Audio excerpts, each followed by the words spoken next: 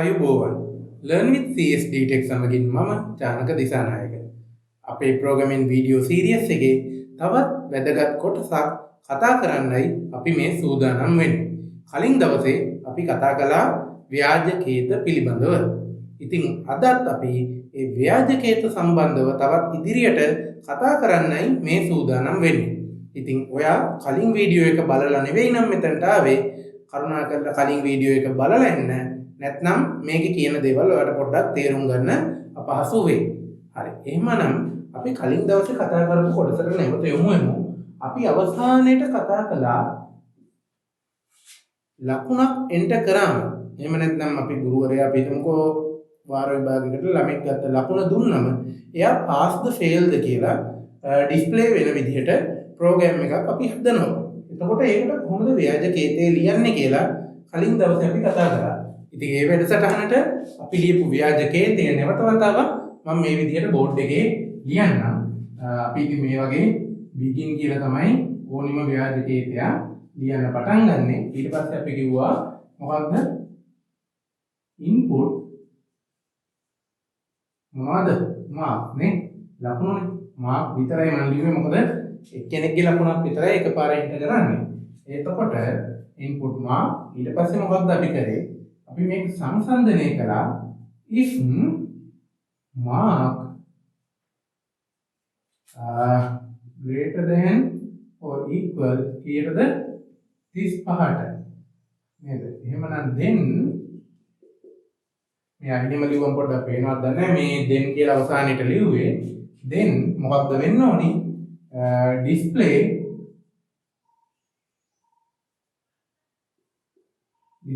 මොකක්ද display වෙන්න ඕනි අපිට? pass කියලා තමයි display වෙන්න ඕනි උනේ. 35ට වැඩි නම් pass නේ. හරි. ඊට පස්සේ else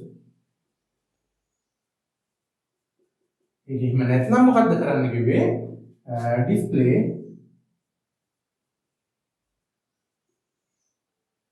fail නේ. 35ක් නැහැ නේ මෙයාට එනවා fail. ඔන්න ඔය විදිහට හරි. display වෙනවා fail කියලා.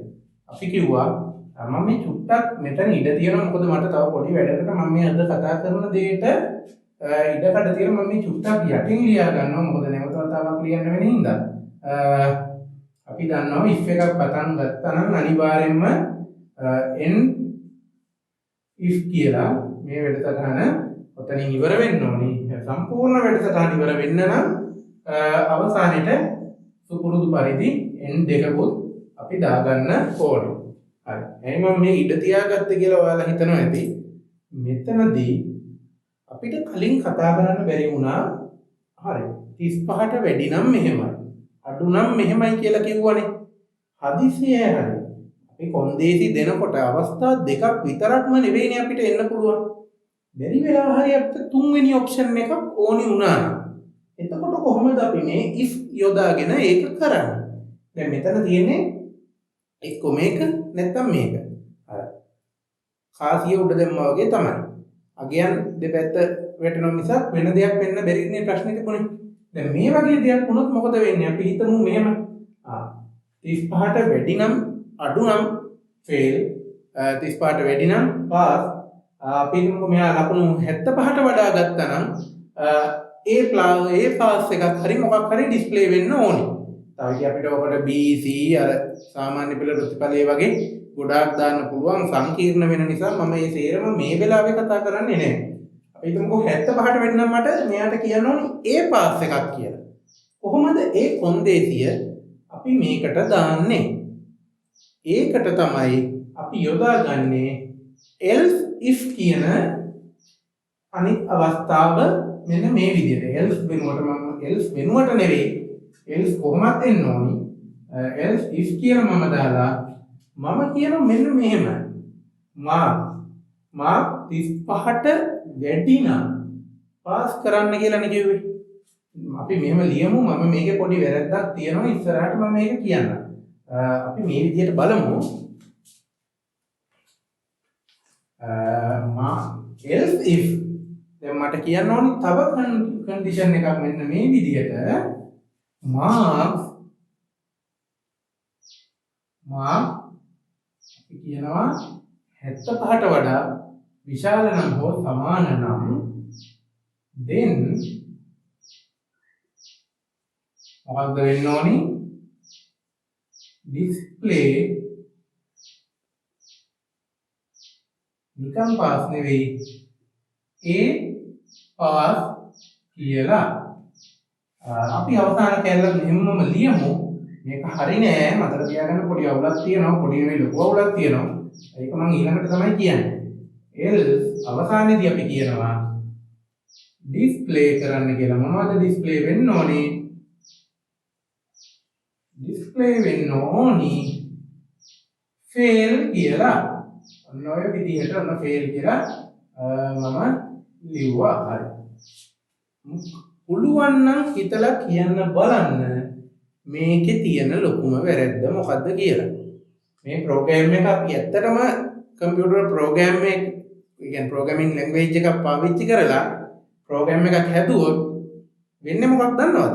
අනිවාර්යෙන් හැමෝටම පාස් විතරයි වැටෙන්නේ 35ට වැඩි. 75 නෙවෙයි, එයා 100න් 100 ගත්තත් එයාටත් වැටෙන්නේ පාස් කියලා විතරයි. ඒ පාස් කියලා වැටෙන්නේ නැහැ. ඇයි එහෙම වෙන්නේ? මතක තියාගන්න මේ වැඩසටහනේදී කොන්දේසි පරීක්ෂා කරගෙන එන්නේ මේ ඉහළ සිට පහළට. ඔන්න අපි කිසියම් ලකුණක් එන්ටර් කරනවා. අපි හිතමුකෝ එයාට ලකුණු 50ක් කියලා අපි එන්ටර් කරනවා. එතකොට එයා බලනවා 35ට වැඩිද? ඔව්. එහෙනම් පාස්. ඉවරයිනේ. එතනින් එහාට බලන්න අවශ්‍යතාවයක් නැහැ. 35ට වැඩි එහෙනම් පාස්. එයා පාස් කියලා ඩිස්ප්ලේ කරලා එතනින් යනවා එන්ඩ් එක ඉවර කරලා. මේවා ගැන ආයි බලන්නේ නැහැ. අපි දෙනවා මෙයාට ලකුණු 90යි කියලා. 35ට වැඩිද? ඔව්නේ. ඉතින් 90ත් 35ට වැඩි. එහෙමනම් මොකද වෙන්නේ? ඩිස්ප්ලේ කරනවා පාස් කියලා.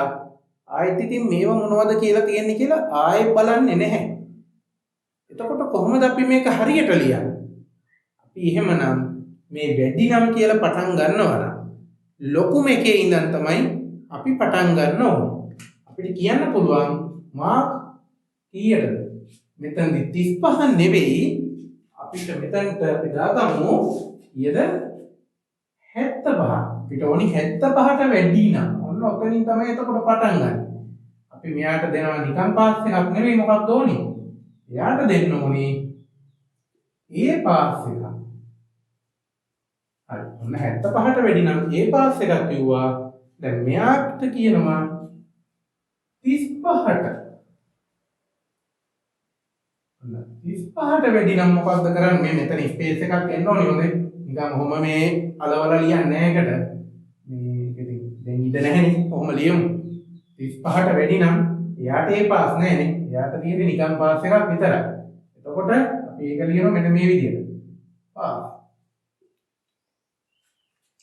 දැන් මෙතනදී වැඩේ සම්පූර්ණයි. බොහොම පැහැදිලි. 75ට වැඩි අගයක් දුන්නොත් තමයි ඒ පාස් කියලා එන්නේ. ඔන්න දැන් අර අපි කලින් කියපු 90 එන්ටර් කරා නම් මාක් එක විදිහට මෙයා බලනවා 75ට වැඩිද? ඔව් 90 75ට වැඩි. එහෙනම් එතනම ඒ පාස් එක දුන්නා. 35ට වැඩිද? එහෙම නැද්ද? ඒව හොය ඉන්නේ නැහැ. එළිම ඊළඟ පියවරට යනවා. ඔයාලට වැඩේ හුඟක්ම පැහැදිලි ඇති කියලා මම හිතනවා. මේ අනිත් පැත්තින් හදාගෙන ආවනම් මොකද කරන්නේ? අපිට පුළුවන් එහෙකත් කරන්න. අපිට ඕන නම් මම ඒකත් ලියන්නේ නැහැ. අපි මේ මාක් එක මෙන්න මේ කොටස අනිත් පැත්ත හරවලා 35ට අඩු නම් මෙහෙම කරන්න කියලා යට පැත්තින් හදාගෙන එන්න හැකියාව තියෙනවා. අඩු නම් 35ට අඩුයි නම් fail. ඊට පස්සේ අපිට කියන්න පුළුවන් 75ට අඩු නම් pass. ඊට පස්සේ එහෙම නැත්තම් අපිට මෙයාට A pass කියලා කියන්න පුළුවන්. try කරලා බලන්න ඕගොල්ලෝ ලියලා මම ඔක්කොම කියන්න ඕනේ නෑ නේද? ඒක තමයි ඉගෙන ගන්නවා කියන්නේ.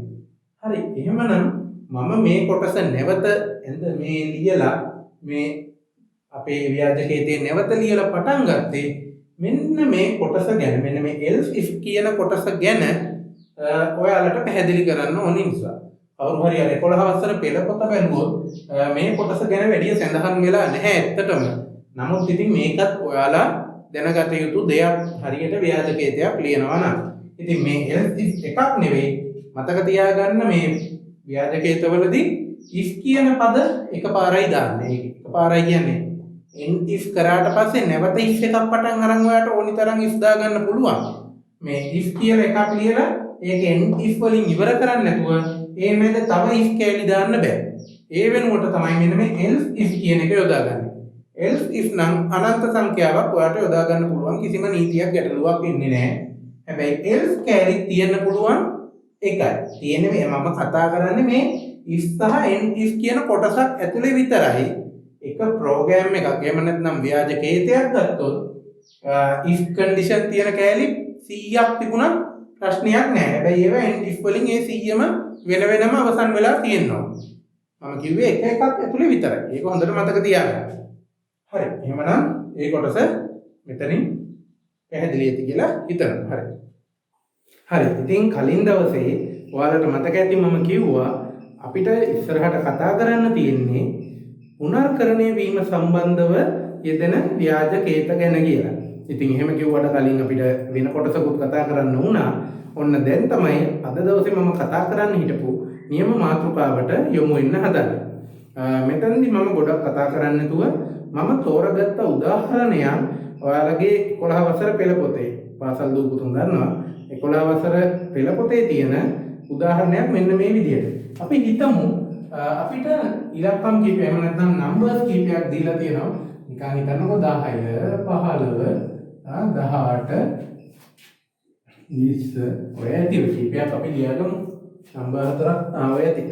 ඔන්න ඔය වගේ ඉලක්කම් කීපයක් දීලා එහෙම නැත්නම් සංඛ්‍යා කීපයක් දීලා මේකේ එකතුව ගන්න වැඩසටහනක් ලියන්න කියලා අපිට කියනවා. අපිට එකපාර මේ ටික අරගෙන එකතු කරලා ඊටාම සරලව ප්‍රකාශ කරන්න පුළුවන්. හැබැයි එහෙම නෙවෙයි. මේ වැඩසටහන ක්‍රියාත්මක වෙන්නේ එකවර එක අංකයක ඉලක්කමක එක සංඛ්‍යාව ගානේ අරගෙන ඒ සංඛ්‍යා එකින් එක එකතු කරගෙන යන්න ඕනේ. මම වැඩි විස්තර කරන්න තු මෙන්න මේ විදිහට මේකට ව්‍යාජ කේතය ලියලම පටන් ගන්නම් මෙන්න මේ ආකාරයට. මේ ඔයාලගේ පෙළ පොතේ තියෙන එකම තමයි මම ලියන්නේ. begin කියලා අපි මේක ආරම්භ කරලා මෙන්න මේ වගේ එකක් ගන්නවා. වෙන මොකුත් කියන්නේ total කියලා එකක් අරගෙන ඒක සමානයි කියනවා බිඳුවට. මොකක්ද මේ යොදාගෙන තියෙන්නේ? මොකක්ද මේ total කියන්නේ මෙතන? ඔයාලට මතක ඇති මගේ ස්ක්‍රැච් වීඩියෝ බැලුවනම් ඊට කාලයකට කලින් මම කිව්වා ප්‍රෝග්‍රෑමින් වලදී යෙදෙන ඉතාමත්ම වැදගත් දෙයක් කියලා විචල්ය. අපි ඉංග්‍රීසියෙන් කියන variable කියලා. මේ total කියන්නේ මෙතනදී variable එකක්. එතකොට කලින් තිබුණ නැද්ද variable? නෑ, මතක කරලා බලන්න අර mark කියලා ගත්ත එකත් variable එකක්ම තමයි නේ. අපි ගොඩක් variable එකක අගය ඕනි අවස්ථාවක වෙනස් වෙන්න පුළුවන්. විචල්යක් කියන්නේ ඒකනේ. ඉතින් mark එක කලින් උදාහරණයක් අපි කතා කරමු. ගුරුවරයා එහෙම නැත්නම් පන්තියේ ඉන්න ටීචර් එන්ටර් කරන ලකුණ තමයි ඒ අවස්ථාවේ mark කියන එකේ අගය. අපි හිතමුකෝ පන්තියේ ඉන්නවා අමල් කියලා ළමෙක් ඉන්නවා, කමල් කියලා ළමෙක් ඉන්නවා, තව කවුරු හරි ළමයි ගොඩක් ඉන්නවා. අමල්ට ලකුණු 50 නම් ටීචර් ඒ වෙලාවේ 50 එන්ටර් කරාම මාක් කියන එකේ වටිනාකම 50යි. දෙවෙනියට කමල්ගේ ලකුණ ගන්න ගිහිල්ලා එයාගේ ලකුණ 90 නම් එයාගේ ලකුණ 90 කියලා එන්ටර් කරාම මාක් කියන එකේ වටිනාකම එතකොට 90යි. ඒ කියන්නේ මාක් කියන්නේ ස්ථිර වටිනාකමක් තියෙන දෙයක් නෙවෙයි. ඒක අවස්ථානුකූලව වෙනස් වෙනවා. මෙතනදී total කියලා විචල්යක් අපි නිර්මාණය කරගෙන තියෙනවා. ඒකේ අගය මේ වෙලාවේ බිඳුවයි. ඒ කියන්නේ සදාකාලිකවම ඔක බිඳුව නෙවෙයි. වෙන අවස්ථාවකදී ඒක වෙනස් වෙන්නේ නැහැ. හරි. එතනින් එහාට ඒක ගැන කියන්න ඕනේ නැහැ. අපි total කියලා එකක් අරගෙන ක්‍රියාවලියක් නැවත සිදු කරගන්න වෙනවා. අපිට එක අංකයක් ගන්න වෙනවා. ඒක මොකක් හරි ක්‍රියාවලියක් කරන්න වෙනවා. ආයෙත් අංකයක් ගන්න වෙනවා. ආයෙත් ක්‍රියාවලියක් කරන්න වෙනවා. ඒකින්ද මෙතනදී මම යොදා ගන්නවා repeat කියන මම නෙවෙයි ඇත්තටම කියනවා නම් ඔයාලගේ පොතේ තමයි ඔක තියෙන්නේ. repeat මොකක් වෙනවද? මොකද්ද repeat කරන්න ඕනේ? අපි කියනවා read number as n කියලා. එතකොට මේ n කියන්නේ කවුද? මතක තියාගන්න එනුත් මෙතනදී විචල්‍යයක්ම තමයි. total කියලා විචල්‍යයක් පාවිච්චි කරා, n කියලා විචල්‍යයකුත් පාවිච්චි කරා. මේ නම්බර්ස් විචල්‍යයක් වගේ තමයි ඉතින් මේ අවස්ථාවේදී එකින් එකනේ ගන්නෙ. හරි. ඒක ගැන අපි ඉච්චර සංකීර්ණව හිතන්න ඕනේ නැහැ. n කියන්නේ තවත් විචල්‍යයක්. ඔන්න මම මුල් හරි ඒක ඕනේ මුකුත් කරන්නේ නැහැ. ඊළඟ පියවරත් මම මෙහෙමම ලියනවා. නම්බර් කියලා n කියලා කෙනෙක් අපි අල්ලගත්තා. ඊට පස්සේ මම ගණනය කිරීමක් කරනවා calculate කරනවා මොකක්ද? total සමානයි මම පොඩියට ලියන්නම් ඉඩකඩ පොඩ්ඩක් ප්‍රශ්නයක් වෙන නිසා මම මේ පැත්තෙම ලියන්නෙත් නෑ මොකද නැත්නම් මාව පේන්නෙත් නැතිනවා total සමානයි total ධන n මේක නිකන් ගණිතය ඉගෙනගෙන මෙතනට ආවට පස්සේ ඔන්න ඔය කෑල්ල නිකන් මොකක්ද මේක මේ වෙන්න පුළුවන් දෙයක්ද හරියට නිකන් අපි මෙන්න මෙහෙම ලියුවා වගේ නේ 1 සමානයි 1 ධන 2යි කිව්වා වගේ වැඩ. කොහොම වෙන්න පුළුවන්ද? 1 කොහොමද 2 ධන 2ට සමාන වෙන්නේ? හැබැයි මෙතනදී ඔයාලා මතක තියාගන්න මේ කියන්නේ total කියන එක total ධන n ට සමානයි කියලා එක අවස්ථාවේ වෙන දෙයක් නෙවෙයි. මෙතන ඇත්තම අර්ථය තමයි total කියන විචල්‍යයේ වර්තමාන අගය හොඳට මතක තියාගන්න මෙන්න මේ කියන කතාව මේක ප්‍රෝග්‍රෑමින් වල පටන් ගත්ත දවසේ ඉඳන් යෙදෙන දෙයක්. total කියන විචල්‍යයේ වර්තමාන අගය පෙර පැවති අගය සහ තව මොකක් හරි අලුතින් එකතු කරපු අගය හෝ අඩු කරපු අගයට සමානයි කියන එකයි මේ කියන්නේ. නැතුව එක සමානයි එක ධන එක වගේ මෙහෙම මේ සමීකරණය එහෙම නෙවෙයි මේක. හොඳ මේ කියන ක්‍රියාවලියේ සිංහලම තේරුම තමයි total කියන විචල්‍යයේ වර්තමාන අගය මම නැවතත් කියනවා. මේකේ වර්තමාන අගය පෙර totalට පැවති අගය සහ n කියන එකේ අගයේ එකතුවට සමානයි කියන එක. ඉතාලම පැහැදිලි ඇති කියලා මම හිතනවා. හරි. ඊළඟට අපි කියනවා ඔය ක්‍රියාවලිය කරලා repeat until මොකක් වෙනකන්ද? අවද වෙනකන්ද repeat වෙන්නේ? Numbers are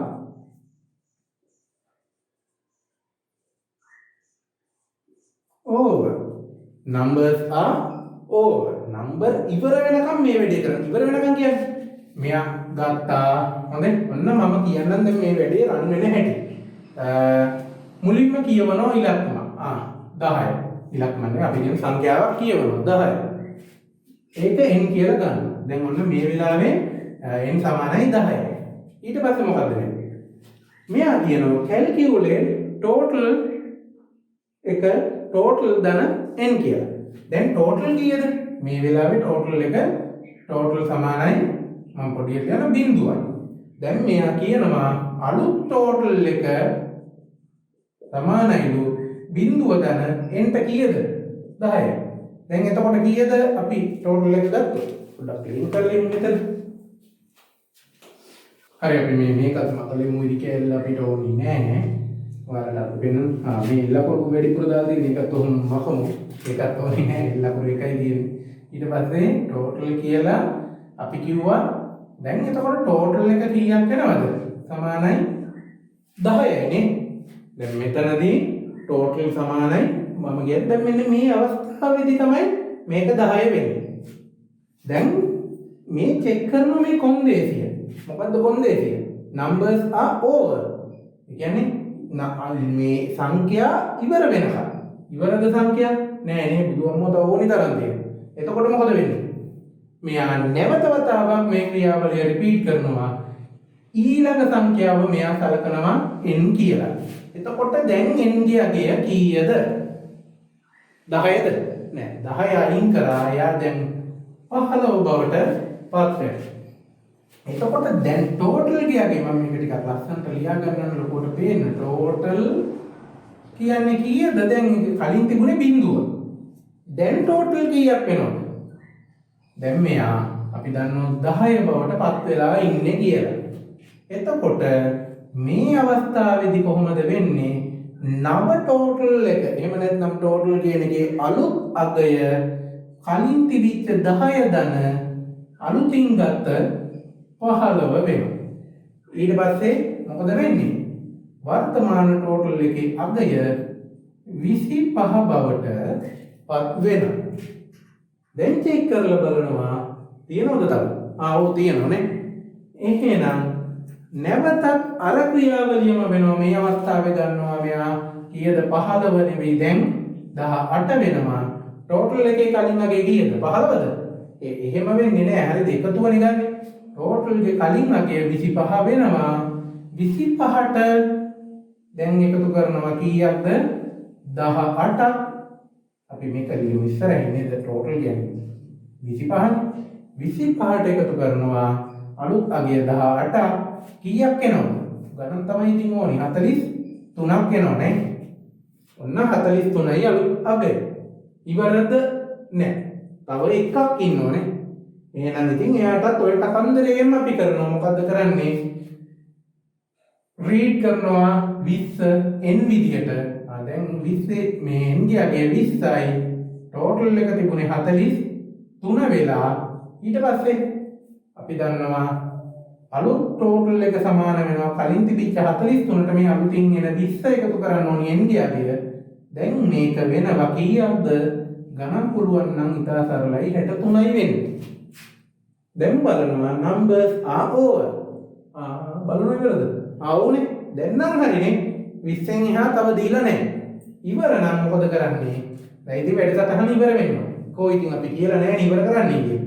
ඉතින් කියමුනේ මේ ටික මකමු. කියන්න ඕනි begin වුණා නම් මේක end වෙන්න කියලා. ඔව් sorry පොඩි වැරද්දක් වුණා. මොකද්ද? දැන් අපි මේ ප්‍රෝග්‍රෑම් එක හැදුවේ මොකටද? මේ එකතුව කීයද කියලා පෙන්නන්න. ඔන්න ඔහම ඉවර වුණා. එහෙනම් මොකද වෙන්නේ? ටීචර් මම වැඩ ටික නම් ගෙදරදි කරා පොත ගෙදර දාලා ආවනේ. එහෙම තමයි කියන්න වෙන්නේ. මේ වැඩේ හරියන්නේ නැහැ. මොකද්ද වෙන්න ඕනේ? අපි කියන්න ඕනි display මොකක්ද? total එක. total එක display කරන්න.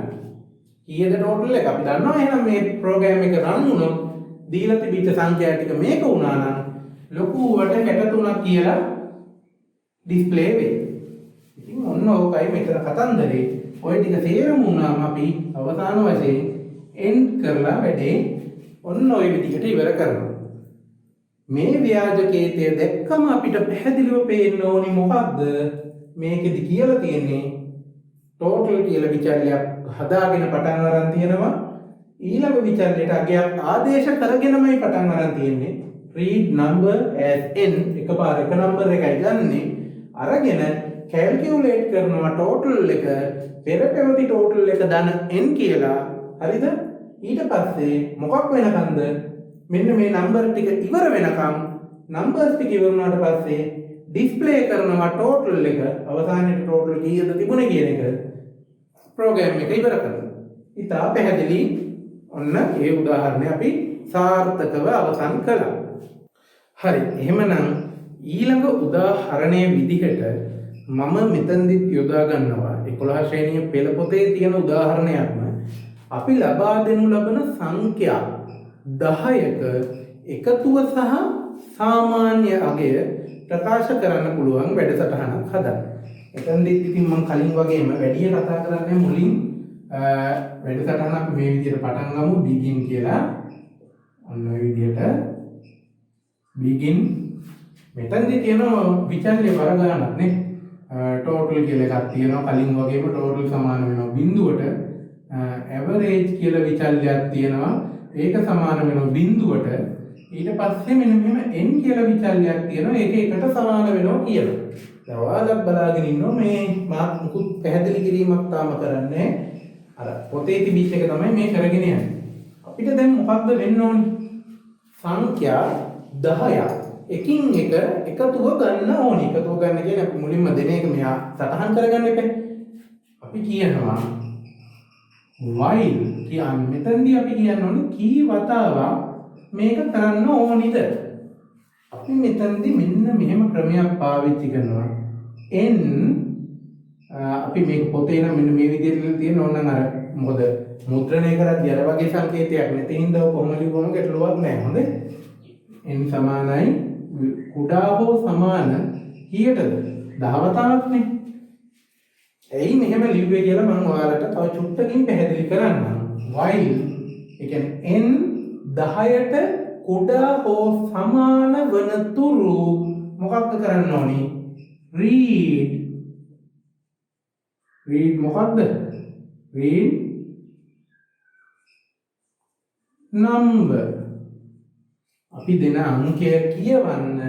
ඊට පස්සේ calculate total සමානයි අර කලින් කතාවම තමයි. කලින් තිබිච්ච total එක ධන number. ඔන්න ඔය විදිහට. මේකේ තේරුම දැන් ඔයාලා දන්නවා. totalටම සමානයි කියලා නෙමෙයි මේ කියන්නේ. මේ මිස්ටේක් එකක් කරලා total කියන එකේ වර්තමාන අගය පෙර පැවති අගය සහ number කියන එකේ එකතුවට සමාන වෙනවා කියලා මේ කියන්නේ. මේ අතරම තව දෙයක් වෙන්න ඕනේ. මෙන්න මේ n කියන කෙනා සමාන වෙන්න ඕනි n ට එකක් එකතු කරලා. ඒ කියන්නේ n ගේ අගය එකින් එක වැඩි වෙන්න ඕනේ. ඇයි මෙහෙම වෙන්නේ? තව චුට්ටකින් කියන්නේ. අවසානයේදී ඔය පුනර්කරණය වෙන්න තියෙන්නේ ඔන්න ඔය කොටස විතරයි. අපි මේක මතක තියාගන්න අර if එක end if වලින් ඉවර කරා වගේ while එක end while වලින් මේක එකටමයි ලියන්නේ end while කියලා ඔන්න ඔය විදිහට ඒ කොටස ඉවර කරන්න ඕනේ. ඊට පස්සේ අපිට අවශ්‍ය වෙනවා මේකේ සාමාන්‍ය ගණනය කරන්න. අපි කියනවා calculate මොකද්ද calculate කරන්න ඕනේ? average සමාන වෙනවා මොකටද?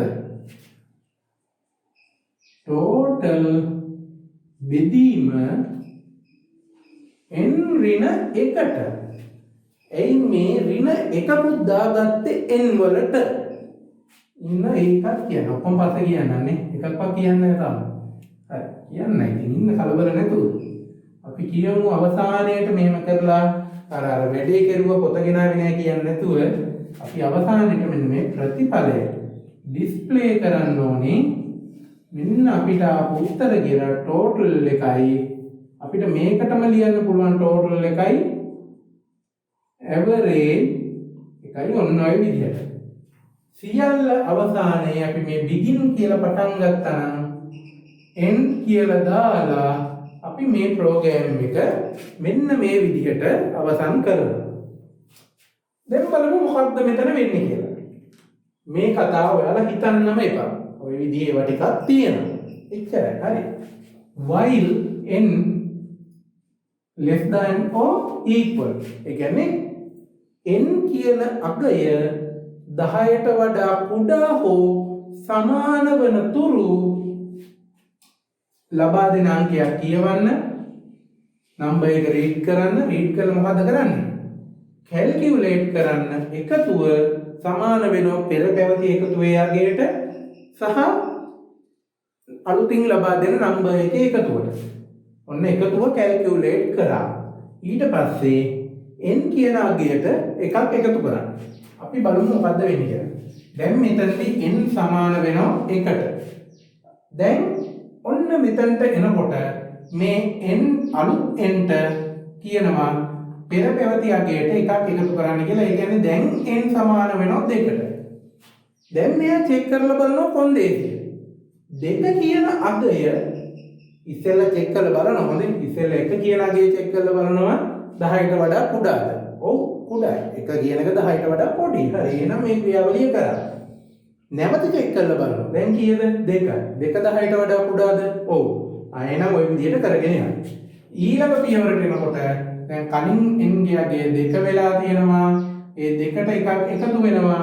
ඔන්න දැන් n ඔහොමම 3 වෙනවා. n 3 වුණාට පස්සේ චෙක් කරලා බලනවා මෙයා 10ට වඩා කුඩාද? ඔව්නේ. 3 කියන අගය 10ට වඩා පොඩිනේ. එහෙනම් මේ ටික අපහු කරනවා. ඔය විදිහට අවසානයේ මෙයාගේ n ගේ අගය 10 වෙනවා. 10 වෙලා හරිද? 10 නෙවෙයි අපි 9ට යන්කො 9ට. ඉතින් 9ට.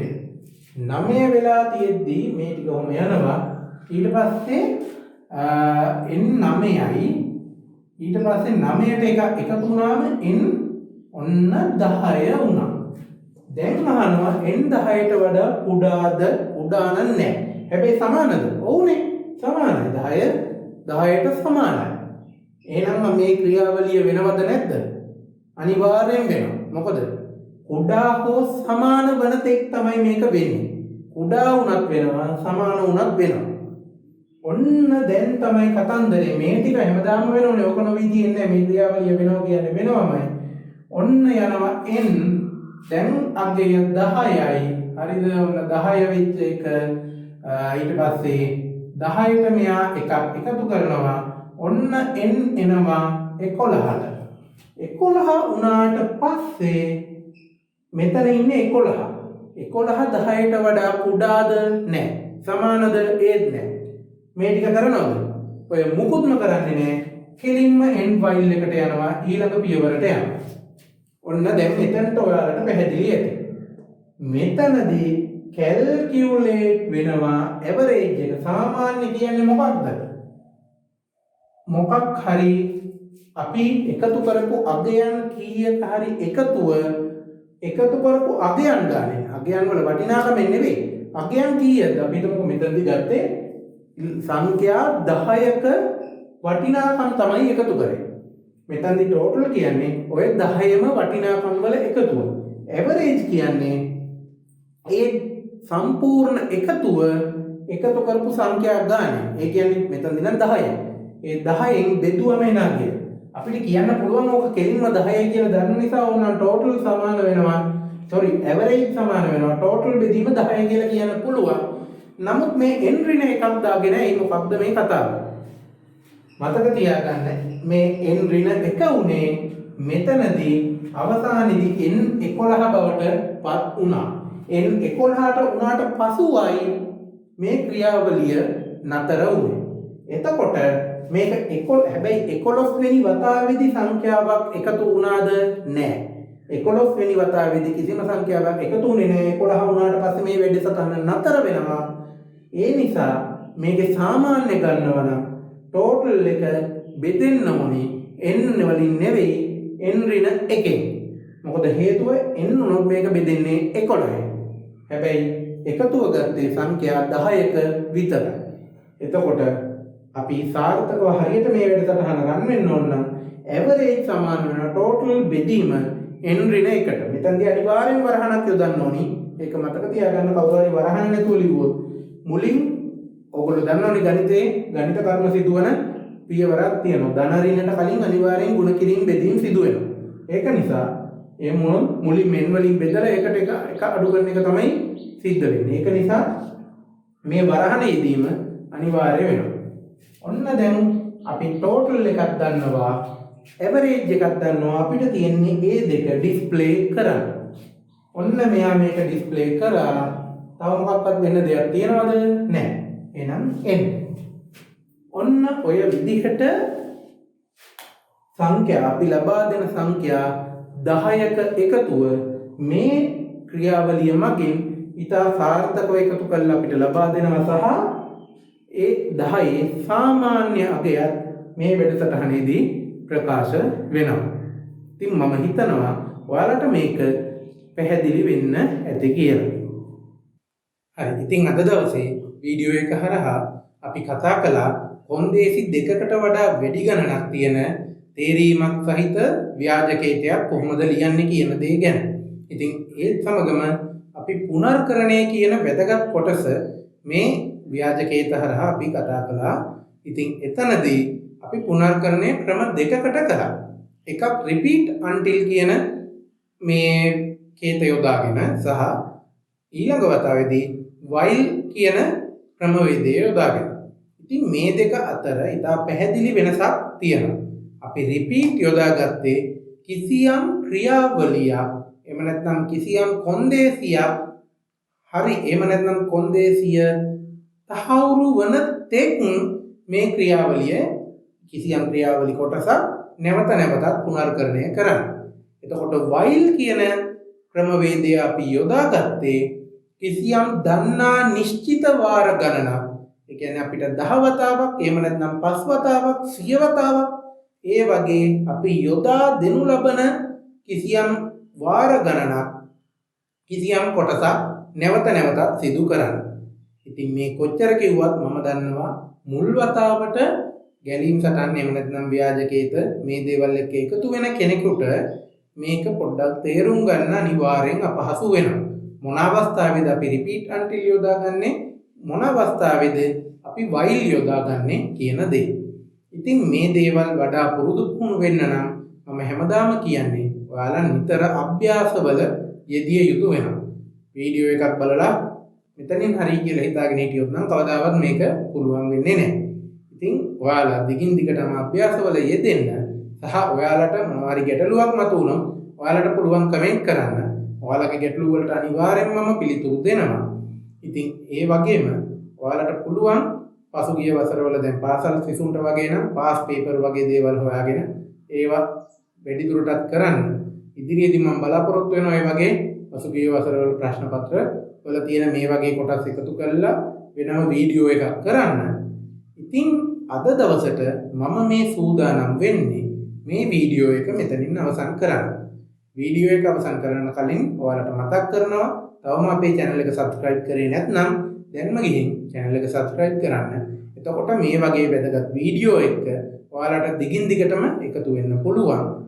ඒ වගේම මතක් කරනවා learn.csdtech.lk අපේ වෙබ්සයිට් එකේ membership එක ගන්න. ඔයාලට ඉදිරියේදී විශාල වැඩ කොටසක් ඒ වෙබ්සයිට් එක හරහා ඔයාලගේ තොරතුරු තාක්ෂණ දැනුම වර්ධනය කරන්න මම සැලසුම් කරලා තියෙනවා.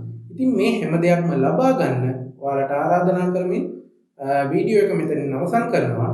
වීඩියෝ එක බැලුවට ගොඩාක් ස්තුතියි. හැමෝටම ආයුබෝවන්.